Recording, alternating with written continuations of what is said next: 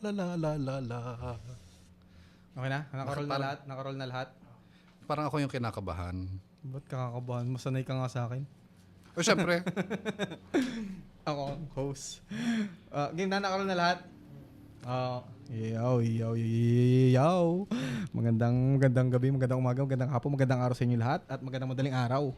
At nandito tayo ngayon sa aking podcast na episode 1 na tinatawag nating BTS. behind the suppliers. Behind the suppliers. At syempre, behind the scene na mga nagaganap sa wedding na hindi naman nakikita ng client, ng mga ganun, mga yung, alam mo yung may saloobin kami na gusto namin masabi na hindi naman namin masabi kasi hindi naman tinatanong ng client. At hindi naman nila nalalaman ng kusa. So, andito kami ngayon para kahit papaano mag-share ng mga thoughts sa mga gusto naming sabihin. minsan nagkakaroon ng aberya yon. Tapos, ako nga pala si Mama Ikel na lang. Mama Ikel lang gusto kong pangalan ko eh. Kahit episode 1 pa lang, Mama Ikel lang pangalan ko. Ayun nga, ipapaalam natin na yung may mga bagay tayong dapat na ipaalam sa client na mali mo, may paalam nga tayo. May masabi tayong maganda, di ba? Mm-hmm. Kasi siya, yung makeup artist. Siya nga pala si Rafi, founder ng Mahika by Rafi Omanya. Mahika by Mahika? Mahika, yes. Mahika by Rafi Omanya. Siya yung number 159 sa buong Pilipinas na makeup artist. Ako talaga yung inuna mo kasi ako yung unang supplier sa araw ng kasal eh. Oo, hindi kasi siya yung nagdadala ng buong wedding, siya yung pinakaumpisa, hindi rin pala. Lahat naman, pero syempre mas malupit yung sa'yo eh. Kasi sa'yo nakasalala yung magiging confident ni kung paano siya magiging confident sa buong araw ni si bride. Siyempre, pag na-disappoint yun kahit sa isang pilik mata niya lang, sa makeup artist pa yung pilik mata. Oo naman. And kahit sa isang pilik mata lang sumablay, may konting disappointment, sira na yung araw ng wedding. Kaya sobrang laking impact ng nabibigay ng isang makeup artist. Hindi naman. Siguro ang impact, niya parang nasa lang, mga 40% or 50% lang naman. Kasi syempre, yung ibang worries niya nasa ibang suppliers and tsaka mga bisita, alam mo na, kamag-anak. Oo. Pero malaki impact pa din, syempre. Kasi isipin mo, kapirasong error lang. Di ba? Maano din kasi mahalaga din kasi yung papagaanin mo yung loob niya sa yung umpisa pa lang ng araw. Kaya medyo pressure din ako talaga pag yung dadating ako tapos medyo malungkot yung bride stress sa preparation. So gagawa mo siya ikaw yung gagawa ng paraan or nagagawa ng way para para mapagaan yung loob niya, mapasaya siya. Parang ikaw yung kanyang tawag doon? Ano bang tawag sa ganun? Yung shoulder to lean on. To lean on sa unang araw. Sa unang oras na ang kanyang wedding. Tapos ayun nga, ano ba yan? Ito yung pinakaunang topic natin. Siyempre, isa sa pinaka-crucial talaga. Kasi yun nga, sabi nga, depende sa yung kung sumablay, may epekto na siya sa buong araw. Mm-hmm. Buong araw. Parang domino effect siya eh. As in, buong araw talaga. Ayun. Makeup artist ang ating episode 1. At ito nga pala ang double check tuloy. Ulitin ko lang. BTS podcast ni Mama Ikel yan. BTS Behind the Suppliers ang podcast natin ngayon.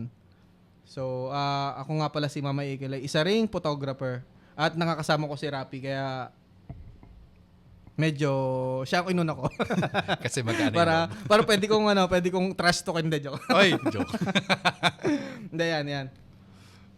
So ito na ang ating mga nagbabagang tanong. Balita. Balita pa. Balita. Hindi, wala. Nagbabagang tanong. Paano ba nagsimula ang isang Rapi, Mahika ni Rapi? Mahika ni Rapi nga ba? Yan tayo eh. Paano nagsimula? Yan. Hindi kasi nung maliit nga ako kasi mahilig na ako sa mga kulay. As in, pag nakakita ko ng maraming kulay, lalo na sa mga crayons, parang parang obsessed ako. Tapos pag nakakita ako ng maraming palette na mga mag-paint or eyeshadow man, ganon, mahilig na rin ako mag-drawing, nagpe-paint, ganyan. Tapos lagi ako nanonood ng mga nagme-makeup.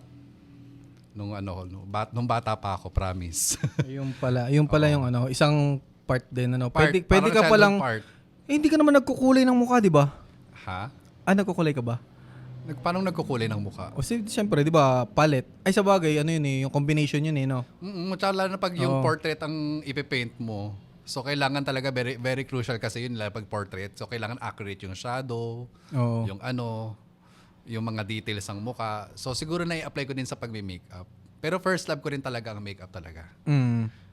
Kasi kung ako papipili ng profession talaga, gusto ko maging makeup artist. Kaya yun nga lang, hindi naging madali. Oh, As talaga. in. Mahirap talaga nandun sa yung umpisa, no? discrimination, nandun yung pangungutya nung, yun, discrimination, yung yung walang naniniwala sa'yo. Sabihin sa akin, bakla ka, tatanda ka. Sabi ko, sa parlor ka lang. Sabi ko, kung wala kang mararating, naranasan ko po yun, promise. Hirap din. Pero nasaan ka ngayon, 'di ba? Nandito pa din. Andito pa rin pero Buhay pa din. pero may pagmamalaki mo na, 'di ba? Hindi yung masasabi mo na talagang sobrang matindi pero wala ka sa bagay na hindi mo gusto gawin. Hindi ako Diba? sikat, pero ito yung Oo. mga bagay na mapagmamalaki ko. Nag-start ako from scratch. Walang backer, walang wala ding nagturo. Actually, natuto ako sa mag-makeup sa mga photographers. Sila yung naging critic ko. Kasi parang, going back, ni isang makeup artist, walang hindi ko din alam. Parang kahit apprenticeship, wala din. Pag nagtanong ako, parang sila, parang, alam mo yun, ilag na ilag, tapos minsan lalaiting ka pa. Kaya yun, do it yourself. Oo. So, nood ng YouTube, malaki din na natulong ng Oo. YouTube. Pero nagkaroon ka na nung umpisa, may kikwento mo yung umpisa nung nagsisimula ka, siguro mga first, second year. Siyempre, aminado, baguhan pa tayo nung mga ganong panahon. Mga ganong anong mga naging problema mo noon, struggles dun sa mga oras na yun? Inggit. Ingkit saan? Inggit. Sa lahat. Inggit. Kasi, alam mo yun, yung parang, pag nakita mo yung ibang makeup artist, ang ganda ng setup. Ganyan. So, parang panghihinaan na ako ng loob So, struggle ko na talaga yon before. Insecurity, ganyan. Siyempre, tapos hindi pa ako naniniwala. Kasi minsan, hindi ko nilalahat Sa panahon kasi ngayon, minsan hindi lang basehan yung skills mo Minsan tinitingnan din nila na kung ano yung gamit mo, kung ano yung setup mo. Ganyan.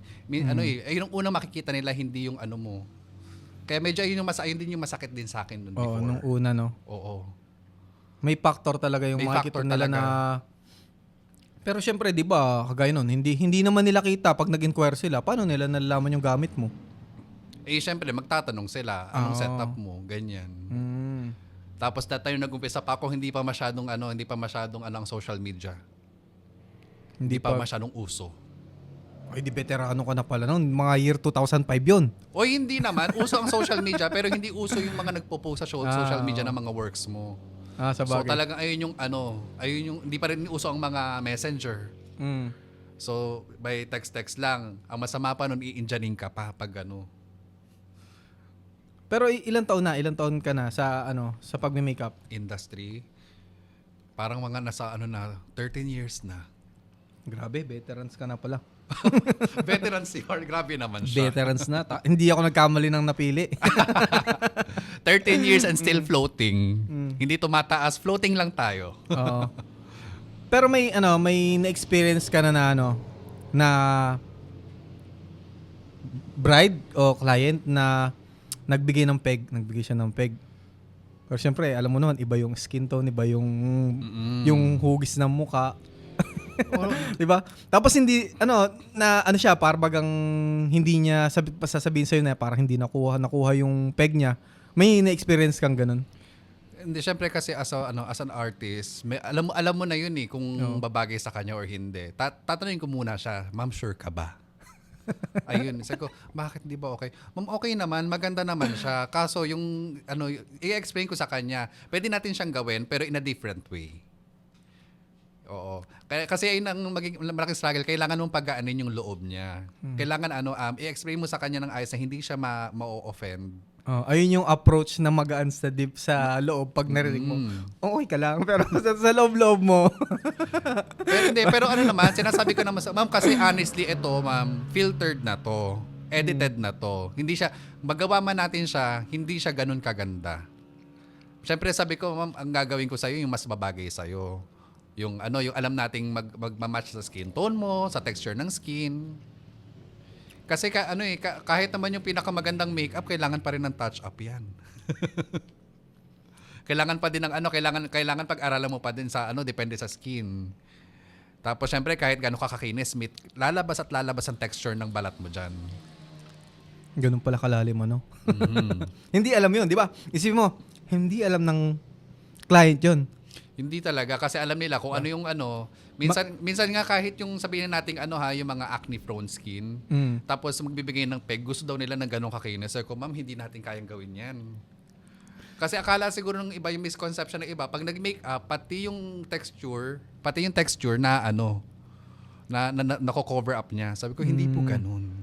Color lang po ang mako-cover up natin diyan. Pero yung texture nandyan pa po 'yan.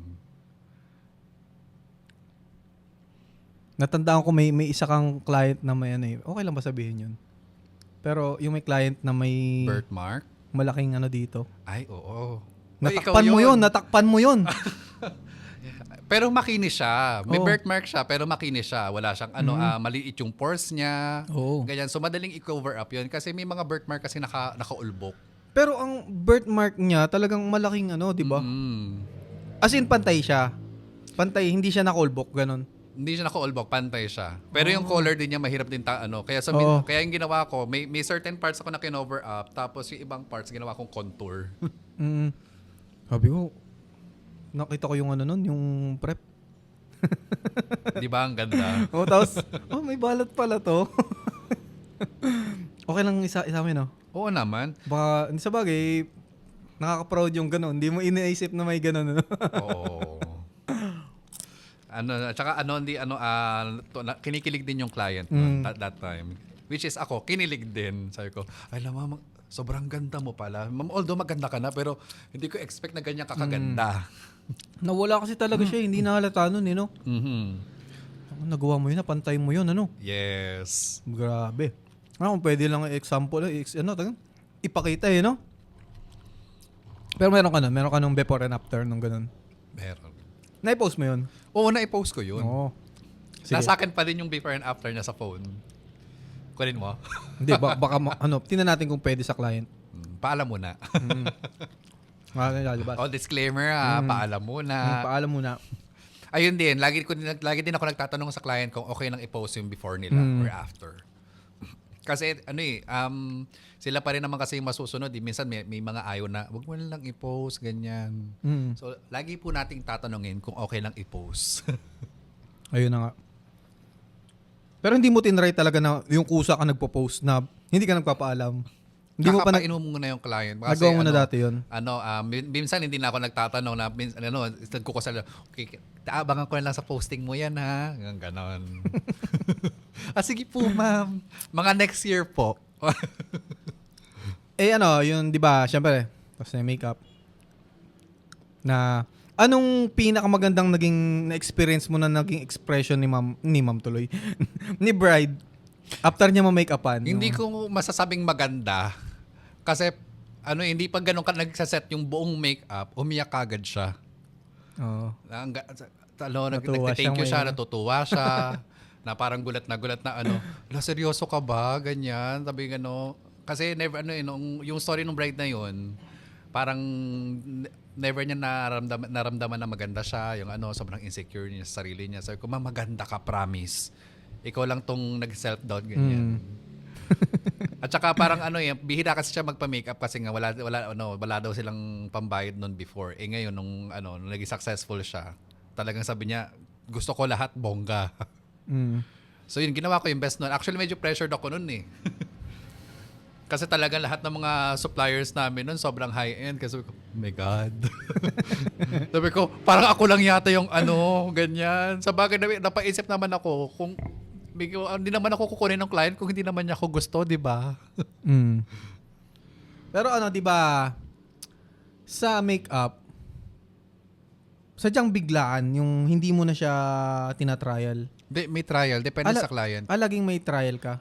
Hindi ko masasabing lagi kasi may mga client na tiwala na sa'yo eh. Parang Oo. skills mo yan, alam mo na yan kung anong dapat mong gawin. So wala kaming alam. So ikaw nang bahala, mga ganon. Pero may mga client talaga na nagpapatrial din talaga. Kasi minsan lalo na pag mga acidic or something na may problema sa skin, kailangan din talaga ng trial. Iba-iba ba ng na skin? Oo naman. As in, kailangan ibang may specific na makeup May specific para na sa brand. bawat skin? May specific types of makeup. Yung mga yung katulad ng mga silicone-based, water-based, yung ganyan. Nakadepende yun kung tas oily skin ka pa. Kita mo, hindi ko alam yun. Hindi lalo na ang client, di ba? Oo, mga bagay na hindi alam ng client. Oo. Tapos tingin mo, required, hindi ma-required. Kumbaga, mas maganda ba na may trial o wala? May instances na mas maganda siya. Meron ding sometimes hindi rin parang applicable, pero mas i-require ko talaga ng trial. Pero minsan, nakikita mo na sa mukha ng client na pwede siyang hindi i-trial, ganun. Kunwari, na-meet mo pa lang siya, kita mo. Oo, kita ko na sabi ko, ay kahit di na i-trial to. Pero minsan kasi pag gusto ng client, wala ka nang magagawa. Oo, sa bagay. Pero syempre, mas ramdam mo yung yung okay siya kahit hindi i-trial kasi mas madali sa na yung magiging trabaho mo pagka ganun, 'di ba? Kasi kita mo na agad na kaya mo eh. Depende naman sa request nila. Sabi, okay lang ba magpa-trial? Gusto ko kasi makita yung itsura ko bago yung ganyan. Lalo na kasi pag yung may mga bride na talagang very detailed. Gusto nila almost perfect talaga na sa araw ng prenup or ng kasal or ng libo. Kung anong event yan. Pero kadalasan ang trial lang naman kadalasan pag pag bride ka eh. Pero pag yung mga walk-ins, mga events lang naman ang a-attend ng party, yung ganyan, hindi na nagpapa-trial. Pag lang talaga pag bride. Syempre kasi very, very crucial kasi pag wedding eh. So kailangan hindi naman natin sinasabing almost perfect. Pero kailangan medyo smooth lang, chill lang yung yung flow. Pause ito. 3 a.m. call time or 8 a.m. call time? Siyempre, pag 8 a.m. call time, yan? Ang wedding niya, mga 3, 4, 2, or mga 6 a.m. Gano'n, nagme-makeup. Pero yung 3 a.m. call time, mga bandang 2 a.m., 3 a.m. ang call time niyan. Anong prepared mo? Depende sa timeline eh. Kasi kung 3 a.m. ang call time mo, tas ang kasal mo is 4 pa. Hindi naman ganoon. Mga 10. Siyempre, automatic, pag 3 a.m. call time, mga 10 a.m. yun, mga morning wedding yun. Ganoon. Parang mas gusto ko yung yung morning wedding. Hindi ba nakaka-apekto yung yung bagay na, kunwari, siyempre, napaka ganoon, imposibleng perfect ang tulog nun. Well, papaalahanan mo lang din sila, pero lagi talagang hindi perfect ang tulog. Kasi Bihira ang bride na perfect ang tulog. Sabi ko sa'yo. kahit hapon ng wedding, Oo, promise, bibihira. Pag tinanong mo yung bride, tapos ma'am, ilang oras ka nakatulog? 5 hours, swerte mo na. Oo. mahaba. Congratulations, ganon. Kasi, kaya hindi minsan nakakatulog kung hindi man excited kung ano nung iniisip, Hindi ba nakaka-apekto yun? Example, na 2 hours lang ng tulog. Siyempre, di ba? Iba ang balat nun. Yung eye bag nun. Tapos yung yung paano yung kapit ng makeup sa balat, hindi rin ganun, totoo yun. Hindi ganun kumakapit pag puyat. As in, although kumapit man siya, maya-maya, siya, hindi mo maiintindihan kung ano yung nangyayari doon sa foundation. Kaya minsan sabi ko, nagugulantang na ako, anong gagawin ko? Oo. Sabi ko, patay ako. Tapos sinignan ko yung timeline. Shit. Hindi ko rin alam yun, di ba? Oo. Yung akala nyo, chill-chill lang ako doon. Yung nakaganyan lang ako, ganyan, Pero pag may nakita na akong isang mali, yung kamay ko nanginginig ng ganyan. Tapos titingin ako sa oras, ako patay tayo. Tapos parating na yung mga photographers. Kilala ko pa man din, napakabilis mag-makeup. Nape-pressure ka din pala. Hindi naman mabilis. Ang ginagawa ko, inaagahan ko na lang. Kasi kung alam mong mabagal ka, agahan mo, habaan mo yung timeline mo. Kung alam mo namang kaya mo siya kunin doon sa specific time na binigay sa'yo, okay lang. Kasi parang sa akin kasi parang respect each other's time. Pagdating sa mga co-suppliers mo tsaka sa wedding kasi para Kasi magiging domino effect nga yan Oo. Pag na-delay ka, pag babagal-bagal ka, madidelay lahat. Oo. Grabe yun, may epekto pala, hindi ko alam yun. Yes. O sige. Ang call time ko 8 a.m. Tapos ang kailangan mag-start ng photoshoot ng ng mga 10. Tapos 11 hindi pa ako tapos. O sino madidelay? Kami. O, di ba? Oo, yung mga Nagawa ko photographer. yung trabaho ko. Oo. Pero yung trabaho nyo, hindi nyo magagawa. Ang sisi nun, sa amin. Kasi Oo. kami yung huling hawak. Tapos ang sisi nyo, nasa akin. Oo, kami lang ang sisisi sa'yo. Pero lahat ng tao sa paligid mo, ang sisi sa amin kasi ang tagal daw namin. Hindi. Kasi kung malalaman din naman nila kung sino yung nagpa-delay talaga, pati yung mga Hindi. akong sisisihin. kung- Siyempre, ang venue, may time limit yan, Oo. di ba? So, sisisihin ako. Hindi, kung alam nila. Pero syempre, yung mga guest na yan, walang alam yung mga guest. Siyempre, alamin naman nila, ba't kunyari, kung supplier ako, kunyari, caterer, tapos photographer ka, ba't ang tagal nyo? Ang tagal kasi Hindi. ng makeup artist. Ganun, panigurado lang. Yung mga guest, yung kunwari mga abay, mga ninong-ninang, lalo mga ninong-ninang yan. Ang tagal ng photographer, ang tagal mag-shoot. Hindi alam, kakadating lang nung kakatapos ng make-upan. Ayun. Kumbaga, wala pa kaming 3 minutes na nag-shoot. Sabihin, ang tagal mag-shoot ng mga photographer. Hindi alam Hindi alam yung 3 oras ka nagre-retouch. Hindi alam matagal yung retouch. Hindi kasi nga alam nila talaga. Kaya kami minsan, ang namin, experience namin nun, may bumubulong sa likod. Ang tagal ng photoshoot. Tapos ilang minuto pa lang namin hawak. Ayun yung mga mga instances sa parang kagulo na kayo sa labas. Samantalang kami, chill lang. Ma'am, look up. Kami, ano na kami nun sa gilid. Kamot na kami, silip na kami. Tapos yung bride. Hindi pa. Hindi, pero medyo na sa akin. Alam mo yun, yung parang, ako yung lagi nasasabihin, ilang minutes pa po. Di pa ako dumudot-dot to. Pero ayun nga, di ba? Ikaw, anong dahilan nung pagka-delay mo na yon? Parang so far, hindi pa ako na-delay Hindi, sa tingin mo, anong pwedeng maging cause nun? Kung pwedeng late si bride or... Bedding late si bride, yung marami siyang inaasikaso. Doon papasok yung yung trabaho ng ng ating mga magagaling na coordinators. Siyempre, kailangan sa araw na yon hindi maging masyadong hassle si bride kasi kung siya pa rin na mag-aasikaso ng lahat, medyo madidelay talaga lahat. Kasi kailangan ng pagkain ng kento, kailangan ng ganyan, aasikasuhin ko muna si kento.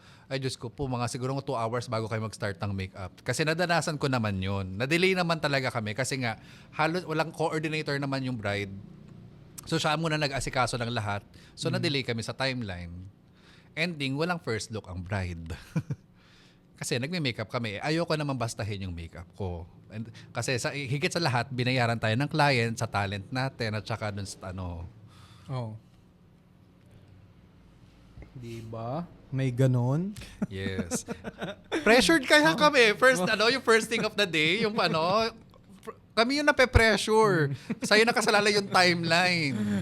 Para kaya doon papasok yung kung mabagal ka, kung alam mo mabagal ka, kung alam mo sarili mo mabagal ka, habaan mo yung timeline mo, agahan mo. Yan. Pero kung alam mo naman kaya mong kunin doon sa certain time na yon na binigay sa'yo ng wedding organizer, okay lang din naman. Basta wag mong babanggain yung oras ng isa't isa. Ang hindi na message ko sa ibang supplier, respeto lang din talaga sa oras ng iba. Kasi kaya nga may timeline ayun ang susundin natin. Oh.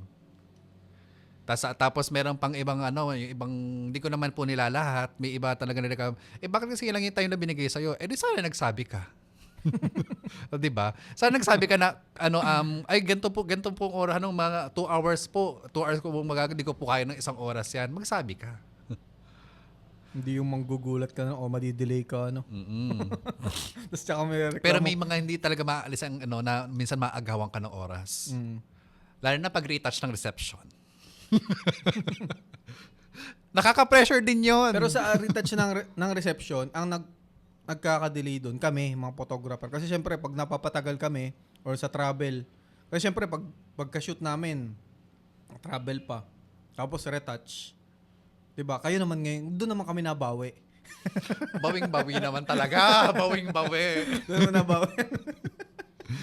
Hindi naman, yung ang nangyayari kasi, hindi naman nare-retouch agad kasi babalik na sa akin yung bride very late na. Oo. So, kailangan in 10 minutes, makapasok na sa reception. Kawawa naman ang bride, hindi pa kumakain. So, ano ba naman yung bigyan nyo ko ng time kahit 30 minutes lang. Sinasabay ko na nga yung hair do sa pagkain ng bride. Ma'am, okay lang, isabay na natin para tayo sa timeline. Sige po, para kasi minsan pabor din sa bride. Para at least, yung mga bisita, abutan talaga siya. Kasi may mga bisita kahit wala pa yung bride, yung couple, umaalis na. Uy, huwag niyo pong gagawin. Sa mga future guests, huwag niyo gagawin sa bride yun. Nakakaawa talaga. Ayun din yung mga bagay na hindi nakikita ng mga bisita. Oo. Pag bisita ka, kailangan i-consider mo din yung time time and effort nung mismo nag-invite sa'yo. Kasi minsan ang kauna-unahan nakakita ng talagang emotion ng bride, yung stress ng bride, kami pong makeup artist. Promise. Bukod sa coordinate sa mga event stylist, kami pong makeup artist. Minsan sa amin po nagbubuhos ng sama ng loob yung bride, ng ganyan-ganyan, habang nagme-makeup kami. Oo, alam mo ba, si ganito, ganyan, alam mo na, i-stress ako, hindi daw siya dadating na ganyan. Ma'am, okay lang yan, marami ka pang bisita. Tapos alam mo ba, nag-alis, tapos nagre-retouch kami, nag-aalisan na sila, sayang naman. Kasi minsan, aalisan mo, gagastos ang couple ng minsan kalahating milyon, 350,000. Tapos wala pang isang oras, aalis ka na kagad. Kaya nga. Ayun, nakakaawa din yung bride pag ganun. Ayun ang pangit sa Pinoy. Wala Pinoy tayo eh. Wala tayong magagawa, Pinoy tayo eh. Kasi sa Amerika, sa ibang bansa, talagang tapos. Tatapusin talaga nila. Talaga. Bukod sa tatapusin nila, meron pa silang after party, di ba? Lahat yun nandun pa, nagsasayaw pa. Well, actually, yung mga nung nagkaroon kami ng wedding sa Tagaytay pa yun. Syempre, wala namang doon. Hindi naman taga doon yung client. Halos ang mga guests niya, parang sabihin natin 40% ng mga guests niya is foreigners nga. Walang umalis ni isa. Party-party sila hanggang huli. Nag-extend pa ng Nag-extend pa sila nung place kasi talagang sila party. Sabi ko, sana lahat ng bisita ganito. Nagawa ng maganda yung program. Ba't kasi ayaw ng Pinoy maging masaya? Pwede naman eh. Pagkakain, uuwi agad. Ba't kasi pagkakain uuwi, hindi, ang sarap naman na nakikipaghalubilo sa maraming tao. Yung isipin mo, pagkatapos ng program, andyan pa kayo, nag-uusap-usap pa kayo kasi hindi naman kayo makakapag-usap nang nagpo-program. Alam mo yung makukumusta mo lahat o kung di man makukumusta, may yung talagang bonggang-bonggang sayaw. Di ba mas napakasaya? Ba't baga kasi napaka-boring ng Pinoy? Hindi naman boring. Ewan ko, hindi ko din ma-explain eh. Hindi, iba lang talaga yung naging ng Pinoy, naging style. Ewan paano nangyari yung ganun eh. Samantalang inaabangan ng iba yung mga event, pero pagdating mo sa event, maboboring ka naman. Uuwi ka din na maaga. Para saan pa yung pagpunta mo doon, di ba? Nagpakita lang. Nagpakita lang, yung ganyan. Pero minsan kasi medyo na-hurt din. No? Promise po, sa halos lahat ng mga bride na-hurt sila pag umaalis po kagad ang bisita. Hindi naman rin po talaga kasi biro yung preparation. Kasi money-wise, sabi ko, hindi rin biro. Pero mas hindi biro yung stress at saka yung haba, yung time ng minsan 2 taon, 1 taon nilang pinaprepare yan. Oo, di ba? Oo. Isipin mo yun. Tapos maaalala ka nila. Inimbitahan ka nila. Sa preparation na yun, naalala ka. Tapos, minsan hindi pa kainan, umuwi ka na. tapos, ayun, hindi pa kainan, gustong-gusto mo nang makauwi. Di ba? Isipin mo yun, napakalaking disappointment yun. Sa pagkatao mo. hindi naman sa pagkatao. Hindi kaya minsan Joke lang. ako na yung mga negativity nila or something na lungkot nila, na-absorb ko din eh. Sabi ko, ganyan. Pero sa totoo lang talaga, kasi ang hirap mag-prepare ng mga ganong bagay. Tapos sa buong panahon na nagpe-prepare ka, maaalala mo siya. Yes. 'Di ba? Ayun na yung point eh. Isipin mo, buong oras na pag-prepare. Tapos hindi mo malang naisip yung bagay na yon na nag-prepare siya ng matagal tapos naalala ka tapos uuwi ka lang. Ayun nga, kaya struggle din sa amin mga makeup artists yun. Kasi minsan, sa sobrang hurt ng bride, umiiyak na siya. So, pag umiiyak yan, hindi mo pwedeng lapatan ng foundation yan. Kasi tatalbog yan. Kasi syempre, basa, non-stop ang luha. Ayun yung mga nagiging parang behind the scenes sa amin na hindi nyo nakikita. Na kami-kami lang yung nakakakita. Nakala nyo ang saya-saya from the outside, pero iba yung pressure pag nandun ka na. Pag nandun ka na sa mga ano namin. Ano ba tawag doon? POV, point of view. Oo. Kaya maganda rin talaga na nakikwento mo yung mga ganon kasi imposibleng malaman nila eh. Kasi hindi naman lahat tatanungin ka, kamusta yung ano, alam mo yung tanungin nila doon, ano nangyari sa loob? Hindi mo naman kakilala. Tsaka hindi ka naman kusang magkikwento. Ay, baka may sapakin pa ako nito eh. Wag ganun. Meron pang nangyari, umpisa pa lang buti na lang umpisa pa lang. Parang inaahit ko pa rin yung kilay, ganyan, shave. Umiyak na yung bride, naglabas na ng sama ng loob nun sa hindi ko napapangalan isang supplier. As in, naglabas, sabi ko, sige ma'am, iiyak mo lang yan. Sakto kasama yung team ko, yung team ko ng makeup artist at hairstylist. Makita ko din sila sa gilid, ba't kayo umiiyak din? Naaawa kami kay bride. Sabi ko, umiiyak din kasi si bride. Sabi ko, hala. Sabi ko, kinakalma namin si bride nun. Actually, nung yung iyak na yun, ay nagpasaya nun sa bride. Sabi, ay, umiyak din sila. Kasi iba yung iyak niya. Yung hagulgul talaga siya. Yung iba yung sama ng loob nung bride. Kaya sabi ko, sige yan, pakalmahin muna kita bago tayo mag-umpisa. Tapos, dun papasok yung papagaanin mo yung loob niya. Kumbaga, hindi lang ikaw isang makeup artist. Isa ka rin taga-comfort. Feeling ko nga psychologist na nga rin eh. Parang sa akin nalilipat eh. Parang babaliw-baliw na ako, ganyan. Sabi ko, sakit sa ulo. Pero okay lang po yun. I love what I do. Ay, hindi talaga kasi hindi maiiwasan. May mga ganong bagay. Kasi ang mga bagay na problema, hindi mo talaga maiiwasan. Ay, yes. Kailangan mo na lang siyang accept. Ay, accept na lang. At di po, gawa ng solusyon. Hindi lahat, hindi po talaga magiging perfect ang wedding nyo. Parang panigurado, meron po talaga siyang lalabas na problema kahit maliit lang yan. Wala pong perfect na wedding. Almost perfect meron. Pero yung sabihin natin yung 100% perfect, hindi. May lalabas kang konting aberya lang. Pero yun yung mga bagay na masosolusyonan naman. Parang actually ayun lang parang always hindi naman demand or kung di ka sure dun sa makeup artist mo or something na parang medyo 50-50 ka pa dun sa napili mo, di always demand for trial. O di ba? Parang korte lang, demand for trial. I demand a trial. Ganon. Ayun lang din, BYS, laging legit checking kasi may ibang nagkalat ang mga scammers ngayon. Tapos, total, papangunahan ko na yung mga wedding coordinators. Laging may kontrata. Huwag papayag ng vocal lang, verbal lang, huwag ganun. Laging may kontrata. Kasi madalas naboboycott dyan ang bride. Kasi wala namang contract. May tinatanong ko, sabi ko, ma'am, alam ko nakabook na kayo. Kaya may lumilipat sa aking bride eh. Hindi po ako sinipot Kasi nangyari sa amin on the spot prenup. Hindi sinipot. Sabi ko, may kontrata ba kayo habang nagme-makeup kami nun? May kontrata po ba kayo? Wala nga eh. Nag-down lang ako, screenshot, ganyan-ganyan. Ayun. Tapos alam niyo po kung saan nakatira. Hindi po, online lang po kasi. Makeup artist yun? Hindi sinipot. Baka nagbayad. Nag-down lang naman. Pero malaking dinown. Almost 50%. Chismisan yan. Hindi ka sinipot? Hindi talaga. Hindi dapat doon nakakausap. Basta hindi mo nakakausap ng a day before. Nakakausap ba ka niya eh. Oh. O tingin mo, dapat doon pa lang sa a day before, hindi na nagre-reply. Siyempre, magiging ka na.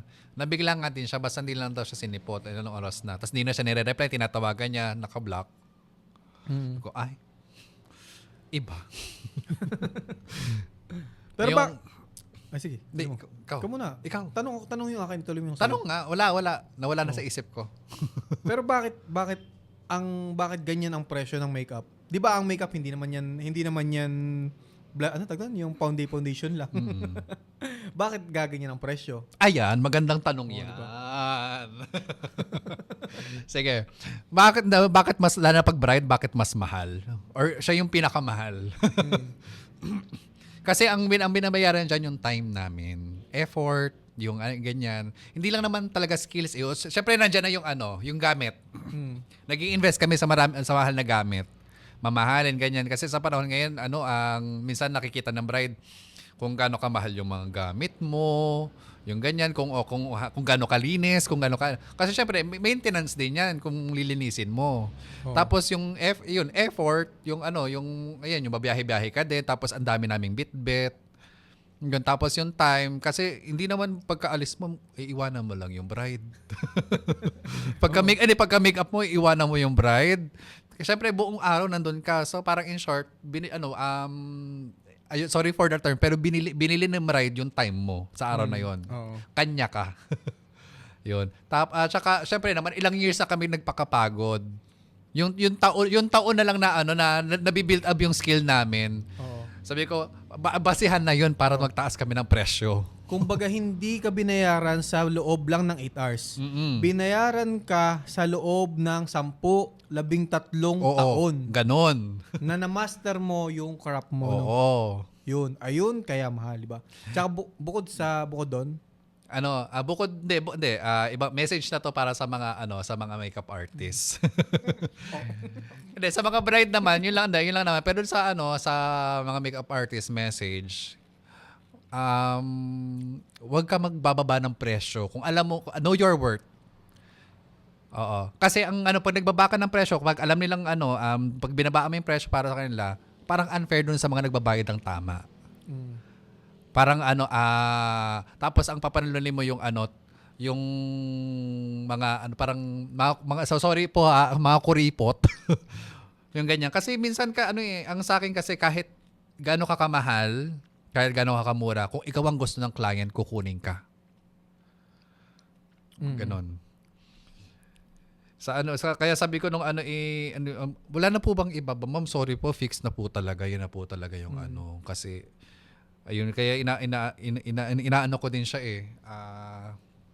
ano bang tawag dito? Na-blackout ako. Ano tawag doon? Sales stock. Hindi naman sales stock. Ina-explain ko naman sa kanya lahat. Wala namang sales stock sa atin kasi service tayo na na gagawin talaga nating maganda. Oo. Hindi naman tayo mang sales stock na hindi natin kaya. Alam mo yung kaya natin sinasabi yung mga bagay kasi gagawin talaga natin yung best natin. Hindi naman para man sales stock. Kalukuhan yun ng sales stock. Nang sales stock kapag pangit yung serbisyo mo, tapos maganda yung sinasabi mo. Ayun din ang inaano ko sa mga sa mga client din minsan talaga Inaano tuloy. Inaano? Sabi mo, yan Ano? Joke. Na-blackout. Nasa ba tayong topic? Nawala din ako. Nawala ka din sa topic sa presyo. Ayun, sa presyo. Ayun nga, wag mong ibababa. Kasi nga babayaran yung time, effort, yung yung skills mo throughout the years. Ganyan. Tas unfair din talaga sa dun sa ibang client talaga. Alam mo yun, yung tatapatan mo yung mga yung iba kasi mura, ganyan. Hindi. Di ma'am, doon po kayo. Oo. Opo. Sabi ko, ma'am, kasi hindi ko po, sorry po ma'am, in-a-nice way mo dapat sasabihin na huwag ka magtataray. Sorry ma'am po, kasi hindi po namin kayang ibaba na. Kasi fix na po talaga yan. Tapos sasabihin sa'yo, bakit si ganito, mura, ganyan. Ma'am, okay lang po. Try nyo po muna doon. Ma'am, doon po muna kayo. Inquire po din po kayo sa kanya. Sabi ko, okay na, feeling ko ma'am, okay na po yan, mura na po yan, great deal na po yan. Kasi hindi lahat, kasi minsan kahit gaano ka kagaling, hindi lahat ng tao mapiplease mo. Yeah. Hindi lahat ng tao magugustuhan yung trabaho mo. Kaya sa akin, kunin mo ko, okay po, thank you for inquiring. Kunin mo ko, okay po, thank you po for trusting. Kung di mo ko kunin, okay lang din, thank you pa rin po. Kasi yun nga, yung sabi, okay lang yan. Sabi baka di tayo kunin. Okay na naman kung di tayo kunin. Kung di tayo kunin, hindi tayo gusto nan. Tsaka pag hindi ka kinuha, hindi siya yung market mo. At saka minsan yung kaya sige nung imahe ka din yung naging pangalan nung ko. Parang yung magic nung araw na yun ng parang isa yun sa mga binayari nila kasi ang pera nauubos. Ang make-up nabubura. Pero yung feeling at treatment na binigay mo doon sa bride ng araw na yon, yung special feeling na na pinaramdam mo sa kanya ng araw na yon, ayun yung hindi niya makakalimutan. Ayun yung yung sa akin na parang yung genuine emotion at saka yung ang tawag nga doon, happiness nung bride na pinaramdam mo sa kanya. Satisfaction. Yung diba? satisfaction. Hindi lang satisfaction yung parang sa araw na yun, parang once in a lifetime, ayun yung naramdaman ko, yung nagmukha akong prinsesa, prinsesa yung tunay kasi mga coordinator syempre. Para kang prinsesa talaga. Yung ganun. Ayun yung feeling na hindi mawawala sa bride. Parang you get what you paid for. Oh, yun. Tama. You get what you paid for. Pero pag yung kunwari, di ba, minsan napapaluha talaga ng sobra. Malaki ba epekto nun sa inyo? Oo naman. Ano yun? As in, di ba, lumuha ng siguro mga mga 30 seconds na nag-iiyak. Ayan. Kaya kailangan naman kasi ng tissue. Kasi di naman, kaya sabi ko nga sa'yo, kahit yung pinaka-perfect na make-up, kailangan ng touch-up na. Ayun pa kayong 30 minutes na non-stop luha, tapos walang tissue. Bigyan nyo naman ng tissue. Kasi hindi naman all the time nandun kami sa tabi ng bride. Kailangan na pa nag-video. O diba? Hindi mo namin pwedeng pigilan. Ayun na nga eh. Nag-aaway na kami. Hindi, andun na yung emosyon eh. Hindi mo pwedeng Alam ko yung ginawa nyo eh. Talagang bahay. Oo, kalahati ng mukha, burado. Para siyang yung naging si Joker. Oo. 30 minutes non-stop. Wala man nagbigyan ng tissue. Sabi ko nga, bigyan niya ng tissue kasi, lalo na pa nagbi-video kasi, hindi ko malalapitan yan. Kasi ayoko ding makasira ng trabaho ng iba. Trabaho ko lang yung magaling, yung trabaho ng iba, hindi. Hindi, bigayan lang tayo dyan, respeto ba? Ayun. Kaya pag gano'n, pag alam nyo paiiyakin nyo, palagyan nyo na sa bulsa ng tissue o kaya sa kamay. Kasi kung non-stop talaga yan, Diyos ko po, kahit waterproof yan, mabubura talaga yan. 30 minutes na umaagos eh. Ayun, post. Siguraduhin yung presa ko dyan, patay kayo sa akin na. Fresh ka. Daming ilaw eh. Ayan. Ano na tayo? Okay na, Jubart, na-apply na? Patapos na tayo? Wala nang tanong. Wala na. Babe, baka may sasabihin ka pa. Ano pang gustong malaman ng future client sa Rappi? Mahika ni Rappi. Mahika ni Rappi. Rappi ni Mahika. Ano ka ba? Ano? Mahika ba yung Rappi? Oo, Mahika ba yung Rappi? Tingnan nyo lang yung page. Mahika ba yung Rappi yan? Rappi Umanya. Ano pang gustong malaman na hindi nalalaman ng client? Sa mga future clients ko po, at magiging client ko pa lang, hindi po ako nagpapa-pay ng full, ha? Ayoko po. Nakakatamad po kasi kung magpo-full ka ngayon, wala pang trabaho, mamaya pagdating ng wedding day mo, wala ka nang kikitain. Nakakatamad po yun. Nakakasira ng diskarte yun kasi alam mong nagtatrabaho ka na nang wala. Kasi wala na akong kikitain. Nagastos Nagastos ko na. Yun. Sa mga future clients ko, hindi po ako nagpapa-pay ng full. Lagi po siyang hati-hati. Same. Kasi ayoko magtrabaho nang wala akong tinatrabaho. Tama. Although nakuha ko na siya, pero alam mo yung may ina-expect ka pa rin. Kumbaga nakakagana magtrabaho kasi may kukunin kayo. Kaya never to full. Oo. Hindi po ako nagpapa-full. Ayun yung X po yun. isang malaking tawag doon? Isang malaking safety net ang tawag doon. Oo. Parang safety na din namin, safety nyo na rin at the same time, pero mas lamang kayo. Syempre, what if kung sabi natin ma-postpone? O at least mamaya may iba po kayong bagay na paggagamitan ng pera, magagamit nyo pa po. Ayun yung isa sa mga purpose. Oo. Hindi po full. Tsaka always review. Review po yung mga kung kukunin niyo po mga makeup artist, review tingnan niyo po yung mga reviews at saka yung mga output nila. Make sure niyo po sasalin niyo na gusto niyo po talaga yung makeup artist. Hindi lang po di lang po sa sa package, sa presyo. Kung gusto niyo po talaga siya, edi kunin niyo siya. Kasi minsan, kumuha ka ng mura, nakamura ka. Pero hindi mo siya gusto. Hindi mo gusto yung output niya.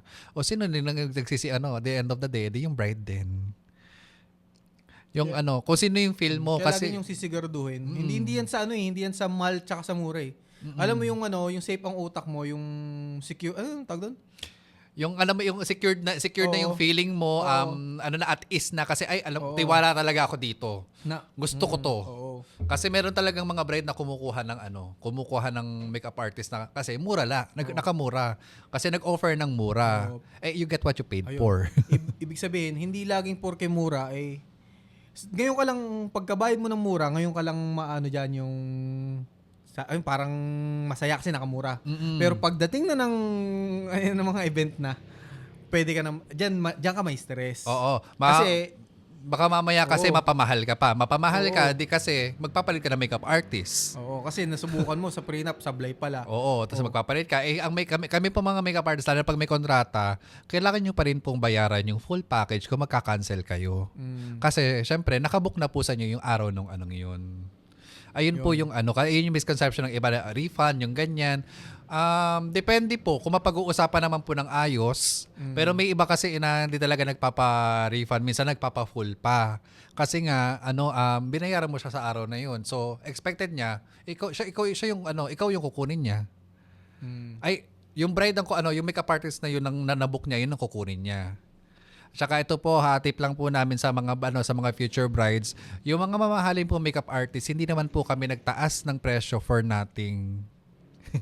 Marami din po kami pinagdaanan bago rin po sa presyong to. So, parang alam naman po namin sa amin na parang deserve naman namin to. Ganyan. Sa lahat ng makeup artist dyan, know your worth. Never lowball your price. Hindi, pwede ka naman magbaba. May pwede magbaba as in yung talagang mababa kung gutom na gutom ka na. Yung wala ka nang makain. Pero ginagawa ko siya sa kamag-anak ko. Minsan nga, niliregalo ko pa nga eh. Pero, Diyos ko, regalo. Yan tayo sa regalo. Sir, cancel po ba? Binagregalo po kasi ng ninang. Patay tayo dyan. Mahirap na kalaban yan. Wala danas mo yan. Wala tayong say doon. Kasi, pag regalo, wala tayong dyan. Ang gusto ko ma-experience ako yung mairegalo ng ninong. Ireregalo ka. Di ba? Ayun, magandang pero never ko pa naranasan na ninang ang kumuha sa akin at nagbayad sa akin para sa bride. Wala pa rin. Never. Oo. Ewan ko pa Hindi ko pa naranasan. Ewan ko kung totoong regalo. Hindi talaga. Parang namang ang hirap magregalo. Okay na? Yeah. Naka 1 hour na tayo, no? Okay. At ayun na nga, natapusin na natin ang BTS podcast ni Mama Ikel dito sa page ko na Mike's Project Photography. Isa rin akong photographer at pwede nyo akong kunin. Hindi kagalingan pero pwede na. Masarap na din. Yeah, ayun. Ayun lang. Pero ipopromote ko rin kasi syempre gusto ko din kumain ng masarap. Kaya pwede nyo kaming kunin na photographer. Kasama ko yung si Rapi ilang beses na. Kasi yung una kong in-invite sa aking episode 1 ng BTS ni Mama Ikel. Podcast. Yan. BTS Podcast, Behind the Suppliers. Na kung saan ipinapakita natin ang mga behind the scene ng mga every suppliers. Ng mga wedding. Wedding. Ng wedding. Oo, yung mga hindi nalalaman ng client na may problema pala sa ganito. Yun. At pati yung mga hindi nalalaman ng mga bisita. Basta yung yung para sa mga future brides na parang mga certain POVs namin na parang saloobin ba. Oo. Ayun ang goal ng aking podcast na ipakilala at ipaalam yung aming mga saloobin na hindi naman namin pwedeng sabihin. Oo. Nang on the ng ma'am, sablay po. Hindi ka pwede magdrama doon. Kami po talaga magiging solution din. Kikim na lang namin yun. So ito, maganda yung pinapaalam namin na kung isa kang future bride, syempre, may idea ka na about sa makeup artist. May malaking bagay ka ng paghuhugutan kung ano yung dapat mong gawin. Yes. 'Di ba? Example, yun nga. Ang dami niyang sinabi na dapat mong malaman na hindi mo nalalaman pag nag-inquire ka. Yes, diba? Mga hindi nila basta sasabihin sa'yo. Oo, yun. At matatapos na kami. Sa susunod ay meron pa akong mga supplier na imbitahan at hindi ko alam kung ano yung susunod. Pwedeng sound system, pwedeng catering, pwedeng photo booth, pwedeng florist, pwedeng photographer, pwedeng designer, pwedeng yung nagtitinda ng tao sa labas ng wedding event. Pwede rin yung caretaker ng place. Minsan kasi may may kumukuha yung, hindi sa birthday pala yun. May dala-dalang taho. Supplier ng taho. Ayun, sa Ay, mga, doon, sa mga doon wedding kami yun. nabuhay sa taho Oo. at kape. Oo. At yun, tatapusin ko na. Maraming salamat. Kung nanood ka man ito, kahit pag mo i-share, bahala ka. kung gusto mo matuto pa at yung hindi matuto. Kung gusto mo may malaman na mga ganito, abangan mo ang mga susunod na episode at ipapakilala natin sa inyo ang lahat ng pwede kong supplier na pwedeng iba to sa inyo na magkikwento ng mga magagandang nangyayari sa likod Yes. ng wedding at mapapangit na nangyayari. Ayun, at papakilala ko ulit si Rafi Omania. Rapi Umanya. Rapi ni Mahika. Hindi. Hindi, Rapi by Mahika. Hindi. Oo. Mahika. Search na lang yung page ko, Mahika by Mahika by Rafi Omania. Mahika by Rapi Yes. Umanya. Yun. Hindi, joke lang. Alam ko yung... Bibigyan kita ng magic. Iniiba-iba ko lang yung title para... Hindi, nakalimutan niya Hindi, talaga. okay. At ayun nga, tatapusin ko na. Paalam! Bye-bye.